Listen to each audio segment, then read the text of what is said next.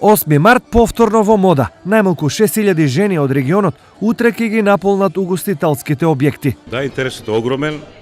Капацитетот не е веќе исполнет 90%, веќе од денеска, утре и заутре сме полни со гости. И секоја година има голема заинтересираност. Најчестите гости оваа година се од Бугарија, најголема заинтересираност има кај нив. Ни се јавуваат, резервираат маси, околу 60 гости имаме сигурно резервирано од соседна Бугарија. Освен угостителите, 8 мартовско празнување им донесе радост и на туристичките работници. Најмалку 70 автобуси со 3500 жени во нив од истокот заминаа на запад. Венеција, Верона, Фиренца, исто така Истанбул, Банска, Романија, значи турата на Дракула и со поедно ноќевање Солун, значи шопинг во Солун, Лутраки и посета на Воден.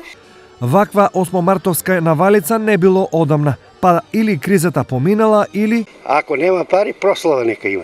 Ова е психологијата на истокот, чии жители за 8 мартовската вечера ќе платат во просек по 1000 денари, а за патување од 50 до 250 евра.